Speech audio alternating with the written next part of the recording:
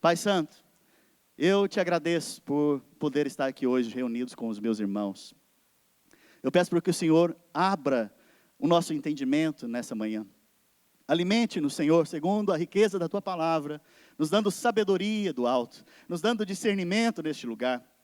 Senhor, ministra aqui a palavra e o Espírito. Senhor, que nós saiamos daqui alimentados, edificados, nutridos, cheios de fé e de ousadia, em o nome de Jesus. Aleluia. Glória a Deus.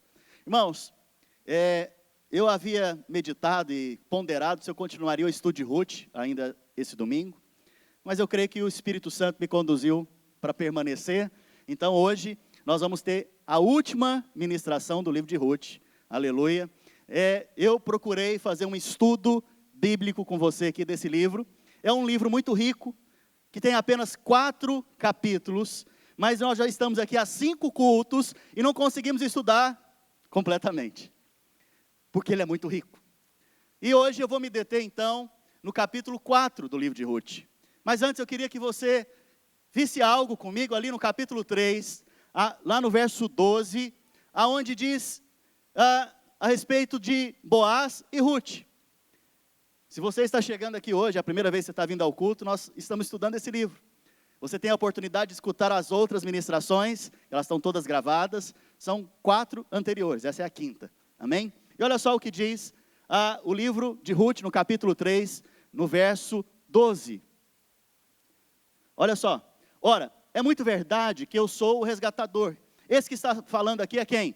Boaz. Boaz é o resgatador, o remidor. Só para você lembrar, no capítulo 1, aconteceu uma decisão. E a nossa vida é feita de decisões. O senhor Elimeleque, que era o pai da família, leva Noemi e seus filhos, Malom e Quilion, morrendo e doente, para a terra de Moabe. Moabe significa maldição. E ele faz isso por causa de uma crise, por causa da crise que havia na terra naquela época. Ele toma uma decisão insensata. Ele prefere buscar as circunstâncias do que buscar a Deus. Ele prefere tomar uma decisão por si mesmo do que tomar uma decisão dependente de Deus. Só que o problema disso é que ele é levado para a terra da maldição e lá ele morre. Os primeiros versículos dizem que ele morreu. Não só isso, os seus 2 filhos se casam. E depois que eles se casam, eles também morrem. Aquilo que eles tinham medo aconteceu com eles. Eles fugiram da morte, mas na verdade eles encontraram a morte. Porque toda vez que você sai do propósito de Deus, você sai da onde Deus te estabeleceu, da onde Deus quer que você esteja, você está fora da proteção. E a Bíblia fala então que inicia uma história de redenção, inicia uma história em que você vai ver um final feliz. A Bíblia fala então que Noemi e Ruth voltam para a terra agora de Jerusalém. E essa terra é a terra de Belém. E essa terra é a terra que Deus trouxe pão novamente. As boas notícias te levam para o lugar onde Deus quer que você esteja. Então no capítulo 2, nós vemos então Ruth agora, que escolheu caminhar com Noemi. Ruth era moabita, Ruth era uma mulher estrangeira, Noemi era uma judia, e ela escolhe caminhar com Noemi. Nesse momento nós vemos Ruth sendo suprida em cada detalhe, diante do propósito de Deus, mesmo sem conhecer Boaz. Boaz representa o Senhor Jesus, Ruth representa nós como igreja. Quantas vezes você foi suprido nesse ano? Quantas vezes você foi cuidado nesse ano? Mesmo sem perceber que era Deus deixando cair coisas para você nas suas mãos. A Bíblia fala então que Noemi percebe que Boaz era o parente remidor e dá uma dica para Ruth. Nós vimos no culto passado essa dica.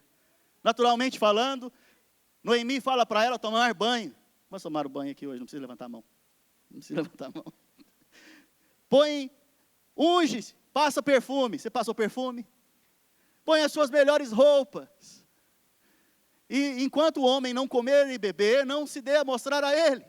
Você percebe que Noemi dá dicas naturais para Ruth, mas que na verdade são conselhos espirituais para nós como igreja hoje. Nós vimos isso no culto passado.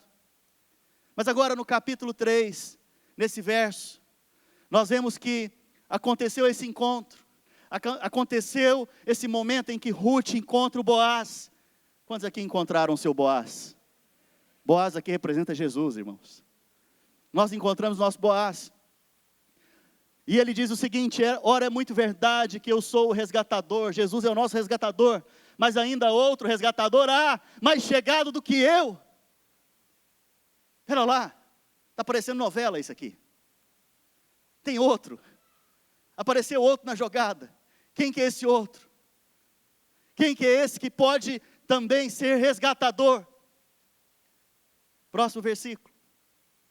Fica-te aqui esta noite, será que pela manhã, se ele te quiser resgatar, bem está, que te resgate. Porém, se não lhe apraz resgatar, eu o farei. Tão certo como vive o Senhor, deita-te aqui até amanhã. Preste atenção. Boaz agora libera uma promessa sobre Ruth. Se esse cara, que também pode te resgatar, não quiser te resgatar, deixa comigo, que eu vou te resgatar. Essa foi a promessa. E a pergunta que agora é: pastor, quem que é esse parente próximo também, que pode resgatar Ruth e tem primazia? Ele é o primeiro para poder resgatar. Vamos entender isso no texto então? Está lá no capítulo 4, do verso 1 em diante. Eu gostaria que você abrisse sua Bíblia agora. Capítulo 4, verso 1. Boaz subiu à porta da cidade e assentou-se ali. Aqui já tem algo interessante, irmãos. Naquela época, a porta da cidade era o local das decisões. Fala assim comigo: local das decisões. Por que era a porta da cidade? Porque as decisões eram tomadas publicamente. Decisões eram tomadas para que todos vissem. Decisões sérias eram tomadas para que todo mundo soubesse.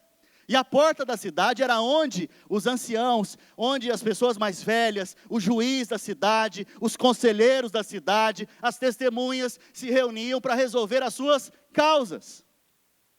E olha que interessante, o texto continua dizendo: e assentou-se ali, eis que o resgatador de que Boaz havia falado ia passando. Então lhe disse, preste atenção, irmãos. De repente o cara que Boaz falou com Ruth passou. Que Jesuscidência, não é verdade? De repente, por um acaso, ele passa ali naquela hora, no lugar da decisão, ele aparece. E é interessante, que esse portão da cidade, onde os juízes se assentavam para julgar as causas, é um local público. Eu não sei se vocês estão percebendo, mas a decisão que Jesus tomou para resgatar a sua vida foi publicamente. A Bíblia fala que ele foi morto à porta da cidade. Sabe por que a porta? Com os braços abertos para mostrar para todos nós que eu decidi morrer por você, publicamente. E aqui já tem um princípio natural para você que é solteiro. Principalmente se você é uma irmã. Não aceite se relacionar com ninguém às escuras. Porque se não te assume à luz do dia, não queira falar com você às escuras. Porque tudo que o diabo faz é às escuras. Mas Jesus faz ao céu aberto, a portas abertas e com braços abertos para que todos vejam. Percebe então que é às claras que Jesus morre, a porta da cidade. Boaz agora está à porta da cidade. E ele está resolvendo agora uma situação. Ele quer resgatar a Ruth, mas existe outro que tem direito, primeiro do que ele. E a pergunta agora é: quem é esse outro? Capítulo 4, verso 1, parte B aqui. Boaz havia falado e ia passando. Então lhe disse: ó fulano. Não quis falar o nome dele aqui não, irmãos. Para dificultar para a gente a interpretação. Ó fulano. Chama o fulano que está aí do seu lado. Ó fulano. Chega-te para aqui e assenta-te.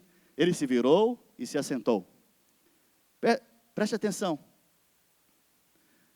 O verso 3 diz o seguinte. O verso 2. Então Boaz tomou 10 homens. Quantos? 10. Você já vai entender quem que é esse fulano.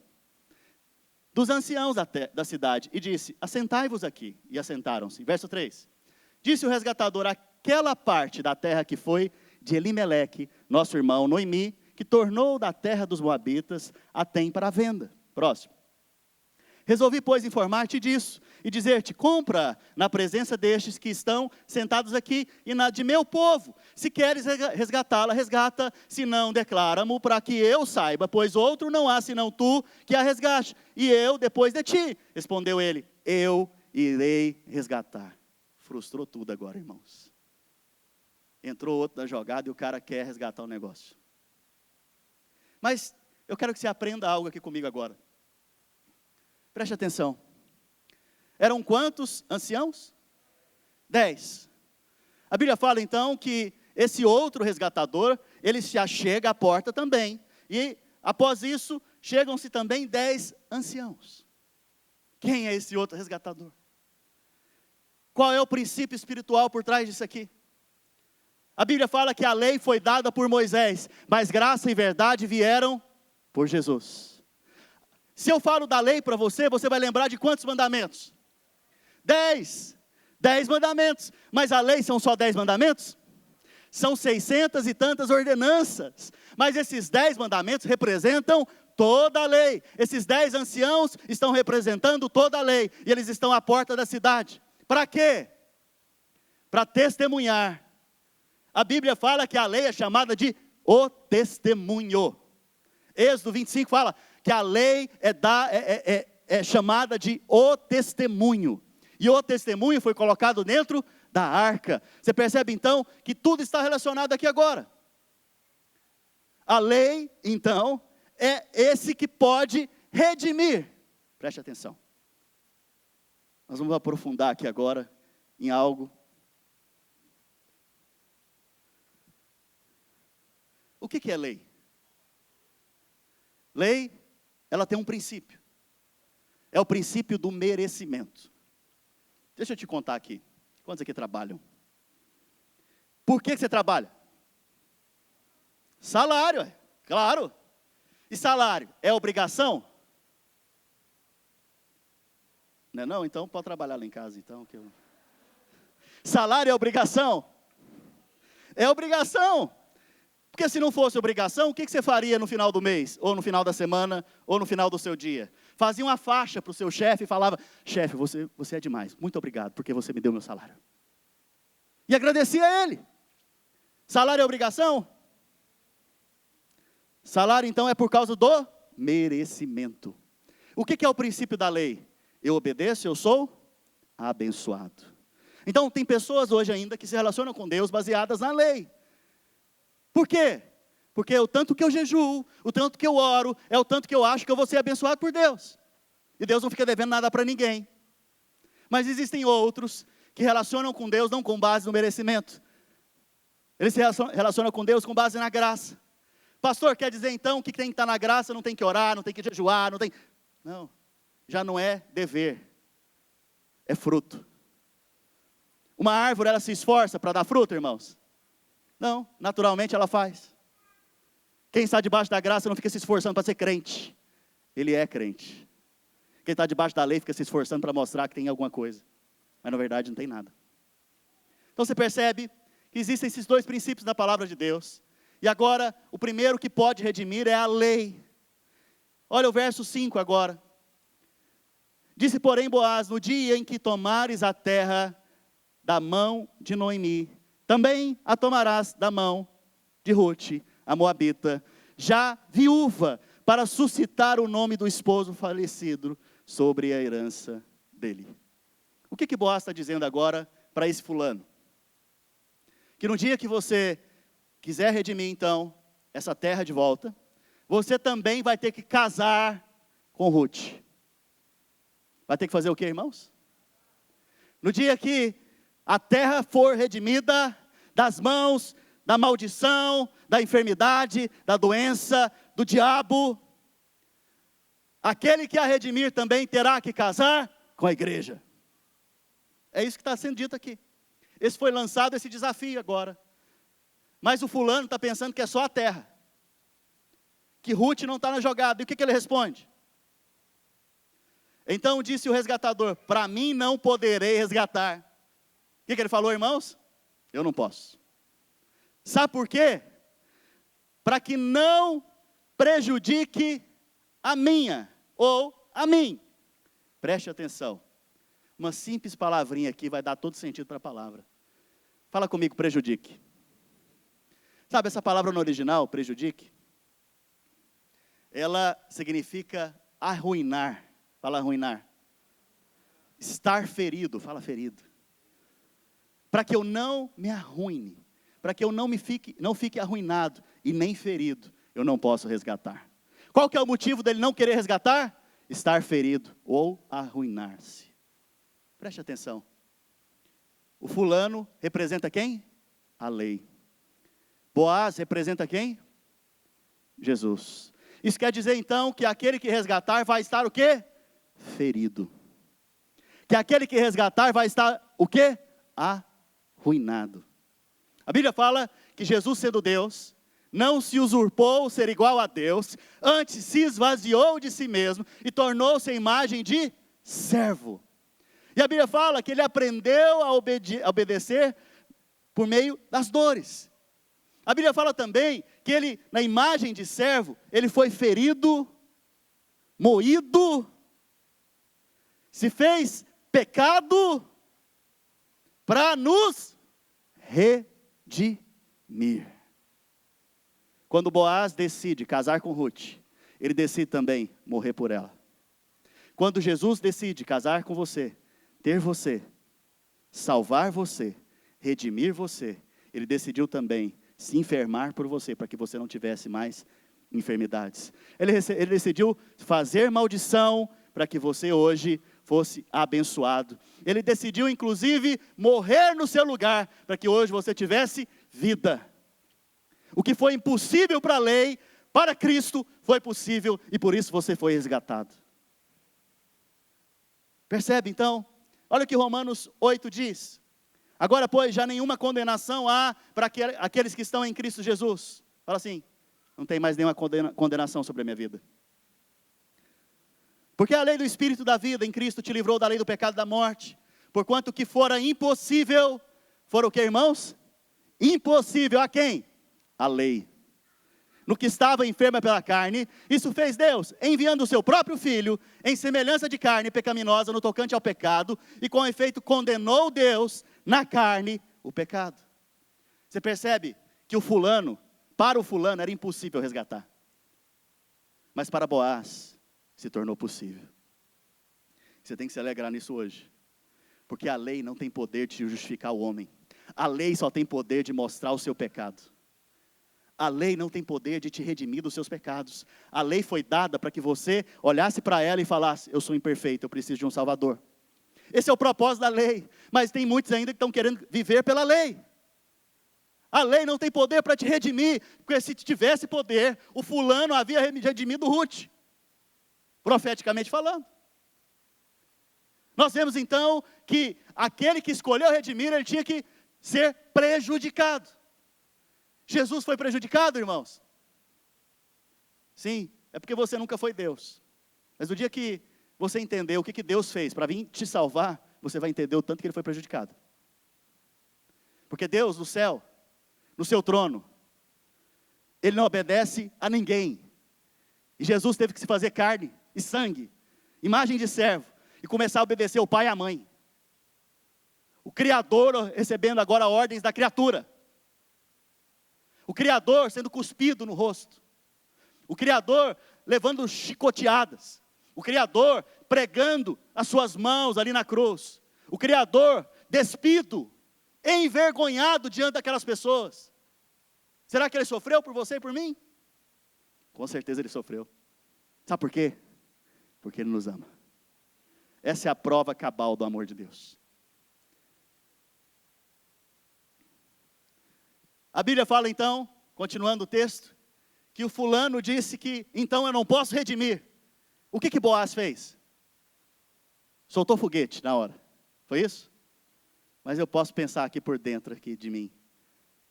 Boaz deve ter ficado muito alegre, irmãos. A hora que o fulano disse, eu não posso redimir, Boaz deve ter feito, tá bom. Fazer o quê, né? Mas dentro dele estava, aleluia, glória a Deus. Ruth é minha agora, Ruth é minha agora. Você tem que ter sabedoria na negociação, amém? Não fica valorizando o passe antes de você ter ele. Olha só. Então disse o resgatador: para mim não poderei resgatar, para que não me prejudique a minha. Redime tu o que me cumpriria resgatar, porque eu não poderei fazê-lo. Aleluia. Sabe, nós vamos agora para o verso 7 e 8 do livro de Ruth. O verso 7 começa dizendo o seguinte: este era o costume em Israel. Qual o costume? Quanto a resgates e permutas. O que queria confirmar qualquer negócio, tirava o calçado. Qual que era a forma, irmãos, de confirmar um negócio? Por exemplo, eu vou comprar um carro do Levi. A forma de eu confirmar o negócio era dando o meu sapato para ele.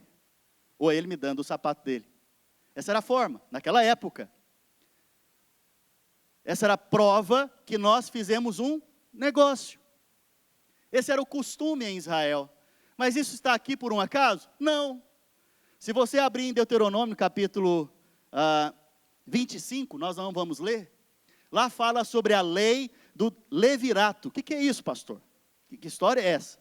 Eu não tenho tempo para me delongar aqui com você. Mas essa lei, ela acontecia da seguinte maneira. Se você fosse casado e você morresse e deixasse uma esposa viúva sem filhos, o seu irmão poderia se casar com a sua esposa ou um parente próximo para que você tivesse herança em Israel. Para que a sua família perdurasse em Israel. Para que as terras que foi te dada por herança permanecesse na sua casa e a sua esposa fosse cuidada. A Bíblia fala que o primeiro ou o parente mais próximo deveria resgatar a sua esposa.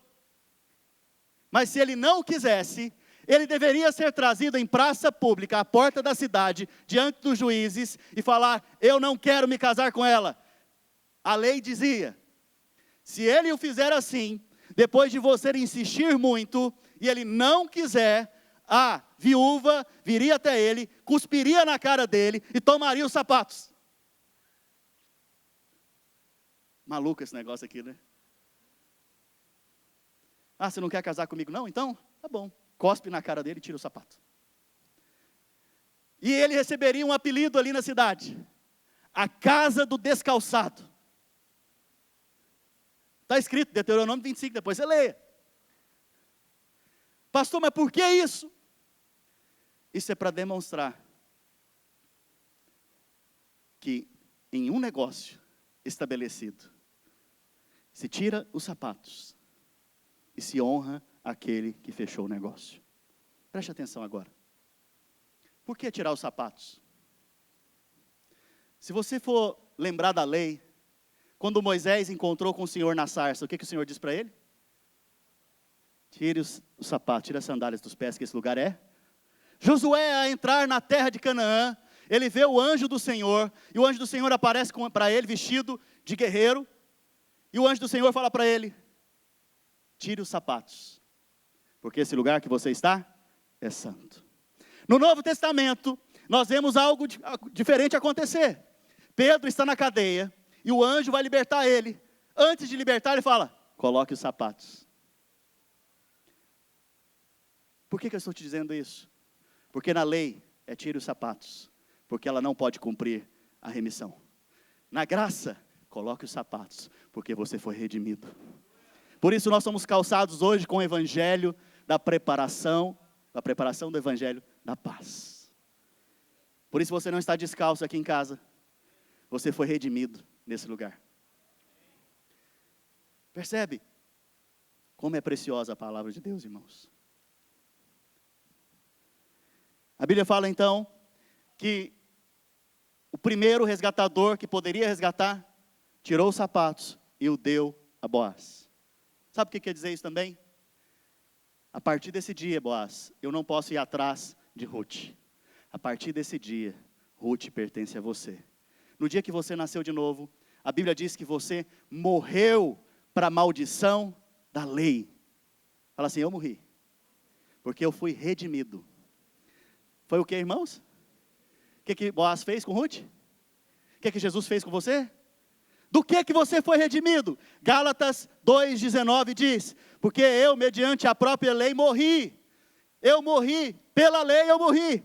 Morri que dia? Quando a lei tirou os sapatos, entregou a Boaz, eu morri para ele. Eu não pertenço a ele, eu não sou da lei. Eu para a lei estou morto, a fim de viver para Deus. Estou crucificado com Cristo, logo já não sou eu quem vive, mas Cristo vive em mim. Esse viver que agora tenho na carne, eu vivo pela fé no Filho de Deus, que me amou e se entregou por mim. Não anula a graça de Deus, pois se a justiça é mediante a lei, segue-se que Cristo morreu em vão. Meu Deus, eu não quero que Cristo tenha morrido em vão na minha vida.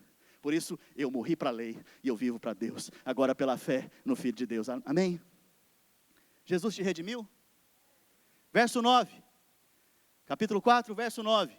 De Ruth. Projeta por gentileza. Então Boaz disse aos anciãos e a todo o povo: sois hoje testemunhas de que comprei da mão de Noemi tudo o que pertencia a Elimeleque, Quilion e Malom. Preste atenção, irmãos. O que Jesus comprou para que você pudesse ser dele hoje? Da onde Ruth veio? Alguém lembra de onde Ruth veio? Moabe. Moabe significa o quê? Maldição. Ruth era da família de Elimeleque. Elimeleque tinha quantos filhos? Quais eram? Malom, que representa o quê? Morte e enfermidade. No dia que Jesus te comprou, na cruz do Calvário, com o seu sangue precioso, Ele te redimiu. Te redimiu do quê? Da maldição da lei. Ele te redimiu do que mais? Das doenças e da morte. E agora Boaz está fazendo o mesmo com Ruth, profeticamente. O Senhor nos redimiu então da morte. Mas a grande pergunta aqui nessa manhã é: para que Deus me redimiu? Por que Jesus me redimiu? Você pode perguntar para a pessoa que está ao seu lado: por que Jesus me redimiu? Verso 10. E também tomo por mulher Ruth, a moabita, que foi esposa de Malom, para suscitar o nome deste sobre a sua herança. Porque Jesus me redimiu e te redimiu. Fala assim: para casar comigo. Jesus vai casar com a sua igreja. No dia que você casou com o seu esposo, se o seu esposo era rico, o que você ficou? Mas você era pobre. Mas você casou com ele? Se você casou com ele, você se tornou o que agora? Rico. Então quem quer casar também quer ter o quê? Herança. Nós hoje somos cordeiros com Cristo Jesus. Tudo que é do meu Senhor é meu. Tudo que é seu é dele. Mas você não tem nada para oferecer. Por isso, então, você recebe tudo de graça. O que Ruth tinha, irmãos? Nada. Boaz, ele era o cara fazendeiro rico. Ele tinha plantações. Ele tinha escravos, ele tinha servos. Ele tinha pessoas que trabalhavam para ele. Quando Ruth casa com ele, o que acontece? Tudo é dela. No dia que você escolheu o Senhor Jesus como seu remidor, na verdade, no dia que Ele te escolheu, e você o aceitou como seu remidor, você se tornou participante da herança que nós temos em Cristo Jesus. Tudo que é dele é seu, por isso você não tem falta de nada. Em todas as coisas Ele pode te suprir, em todas as coisas Ele pode te salvar. Você está enfermo, filho, hoje mesmo Ele pode te curar. Você está passando necessidades, hoje mesmo Ele pode te suprir, porque você é a Ruth de Cristo. Depois então, de querer casar com você, você tem uma herança. Mas agora nós vamos para a parte final aqui do texto, onde a Bíblia diz no verso 11, capítulo 4, verso 11, todo o povo que estava na porta e os anciãos disseram: somos testemunhas. O Senhor faça a esta mulher que entra na tua casa, Boaz, como a Raquel e como Lia, que ambas edificaram a casa de Israel, e tu, Boaz, ate valorosamente em Efrata, e faze-te o teu nome afamado. faz o teu nome famoso. Preste atenção aqui. A Bíblia fala que Deus nos resgatou do quê? Da maldição da maldição da lei. A lei tem bênçãos? Tem. A lei tem muitas bênçãos. Mas a lei tem maldição? Cristo te resgatou do quê? Das bênçãos da lei? Te resgatou do quê? Da maldição da lei. Preste atenção aqui, isso aqui é muito importante. Nós estamos vendo aqui agora a lei dizendo, representada pelos 10 anciãos, representada pelo povo à porta, que era testemunha. O que ela está dizendo? Está liberando o quê? Uma maldição? Está liberando a bênção. Qual que é a bênção? A mesma bênção que Raquel e Lia tiveram. Qual é a bênção que Raquel e Lia tiveram? É a mesma bênção de Abraão. O que Ruth está sendo colocada agora? Em qual posição Ruth está sendo colocada agora? Na posição de Raquel, Lia. Ele está sendo colocado agora na linhagem de Abraão, porque só a linhagem de Abraão é que vai ser abençoada nessa terra. Você e eu fomos colocados como filhos de Abraão, por isso nós temos a bênção de Deus sobre as nossas vidas, porque nós somos as Ruths que foram abençoadas com as bênçãos de Deus, amém? Eu não sei se vocês estão percebendo, mas tudo se harmoniza aqui na palavra.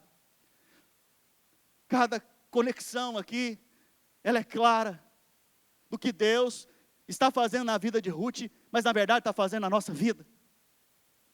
Sabe, agora Ruth, uma moabita, que vivia numa terra amaldiçoada, nós que éramos como essa Ruth, que não era do povo de Israel, vivíamos em lugar amaldiçoado, debaixo de enfermidade, de pobreza, de maldição, de doenças, fomos encontrados pelo nosso Boaz, e agora eu estou sendo colocado na linhagem do povo de Deus. E sabe o que é melhor? Você vai ter filhos. Olha o que diz a Bíblia. Antes disso, Boaz ate valorosamente em Efrata e faz o teu nome famoso. Boaz se tornou famoso, irmãos. Mas famoso por quê?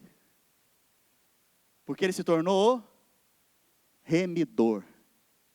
Redimiu a Ruth. Hoje eu estou pregando a respeito de Boaz aqui, e ele se tornou famoso. Depois de milhares de anos, eu estou falando dele aqui. Por quê? Qual que é a característica? Remidor. Ele se tornou famoso porque ele jogava golfe bem? Ele se tornou famoso porque ele dançava bem, ele é o cara, o pop, do rock? Porque ele jogava basquete bem? Qual é a forma que ele se tornou famoso? Porque ele redimiu Ruth. Jesus é famoso? Por que Jesus é famoso? Porque ele joga golfe bem? Por quê? Porque ele se tornou o seu remidor. Você percebe então que a figura profética de Boaz na verdade, é a imagem de Jesus Cristo, que se tornou famoso porque ele se tornou o remidor dos nossos pecados. Hoje você foi perdoado. Quantos aqui foram perdoados? Para encerrar, no verso 12, aliás, no verso 13,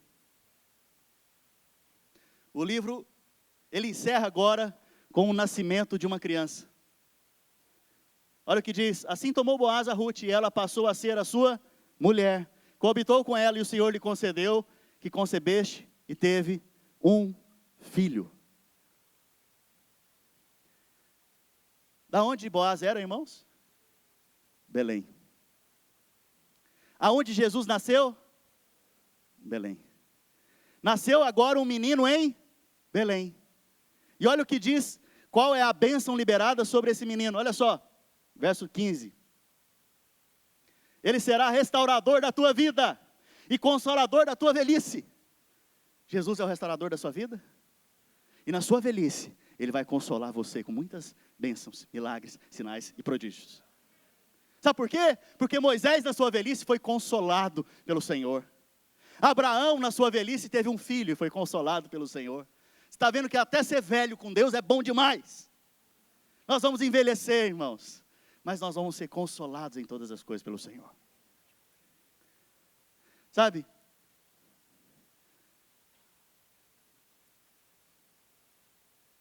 Pode ficar de pé. Vamos ficar de pé. Aleluia. Eu gostaria que projetasse o verso 18 do capítulo 4, que eu pedi para você preparar, Lucas. verso 18. Se você está anotando, seria bom você anotar isso.